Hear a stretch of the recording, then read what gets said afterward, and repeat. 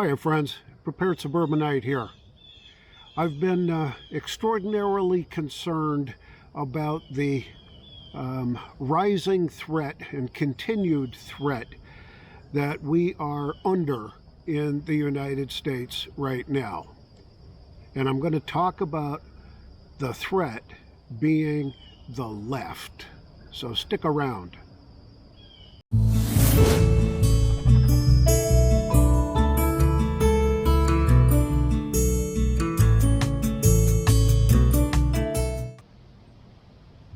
The Guns and Gadgets YouTube channel, Ynez does such a terrific job staying on top of all the news about the Second Amendment, and he really is one of my heroes. The guy does a super job.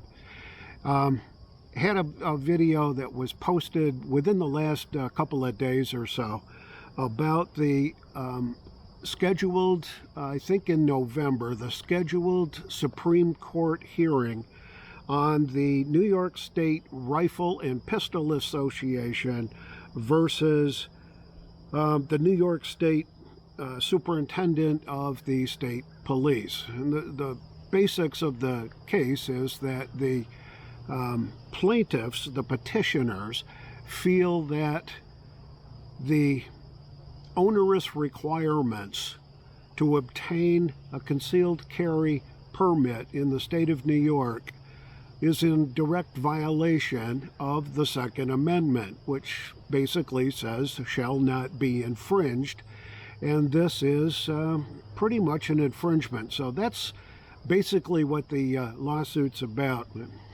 Jared went on to get into some detail about the amicus briefs that have been recently filed in the case.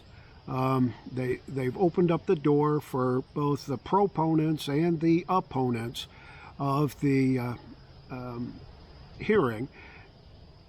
The most recent and the most striking is just absolutely mind-blowing.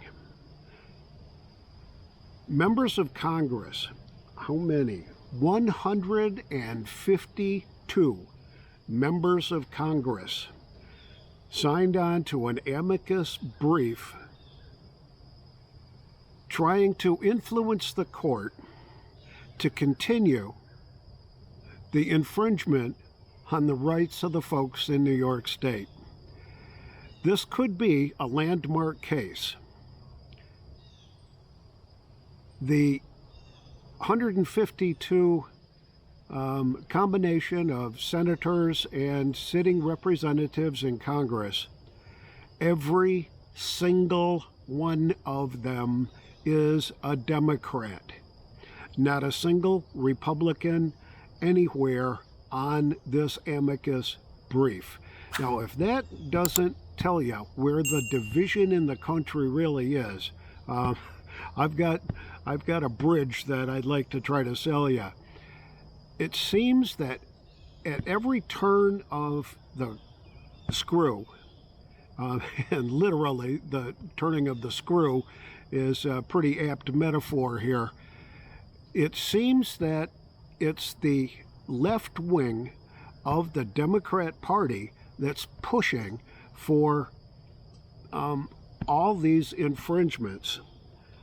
The Biden administration has put forth some rulemaking, I think, internal. I'm not sure how it's all going to work out. I'm certainly not a lawyer or a legal scholar by any means, but what they've proposed in the Biden administration is to empower the IRS and require banks and other financial institutions, which I presume are like credit unions and such, to report on an annual basis every transaction that any account holder has, to report any transaction that's over $600 to the IRS.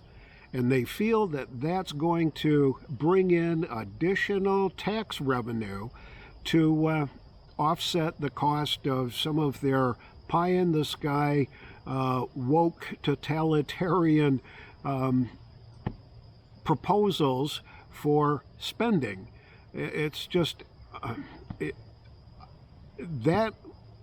smacks to me as a direct violation of our personal privacy rights.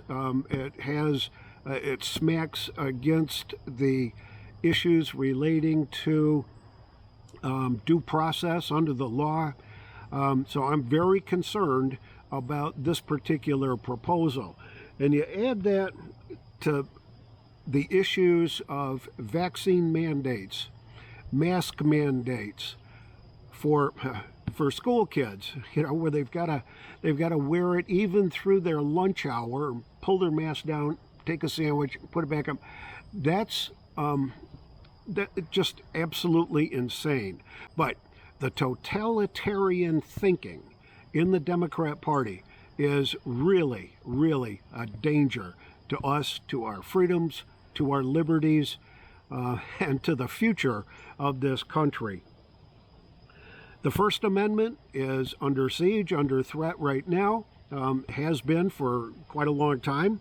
The mainstream media does nothing but cheerlead for the left, for the current administration. There's a few little breaks here and there where they've kind of criticized the Biden administration and the mess at the border and the Afghan withdrawal.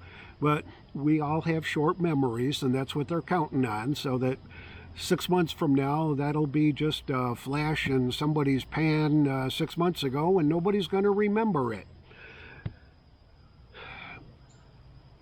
The criticism that the conservatives and the Republicans lay on the media is one, the fake news kind of news, is based on the fact that there is really no objective journalism really going on. It's all opinion-based reporting. It's like reading the op-ed page in any newspaper. It doesn't have to be based on fact, it's just somebody's opinion, but it sounds like news. Oh, you get breaking news, and then somebody gives an opinion that Donald Trump is behind the whatever conspiracy theories going on at the time, and it takes so long to actually get the truth to come out. And there have been a little bit of truths starting to sneak out now, and that gives me a little bit of encouragement. But I'm of the opinion that we are under threat. Our freedoms, our liberties, the peace and quiet of living in our own country, safe and secure from foreign and for enemies, foreign and domestic, it's under threat, and it continues to be under threat. As I've said in previous videos, we've retooled our prepping plan. We've expanded our storage areas. We are in the process right now of expanding our food stores, looking at alternatives for additional means to cook food. I may actually break down and spend $400 or $500 on a Sun oven. So we'll see how that turns out. But if you are thinking that, and you are in agreement that we may be under threat or are definitely under threat by the left, you've got a responsibility to yourself, to your family, to your community, and to your country to be prepared. This is the Prepared Suburbanite reminding you to be prepared always, and I'll see you all on the next video.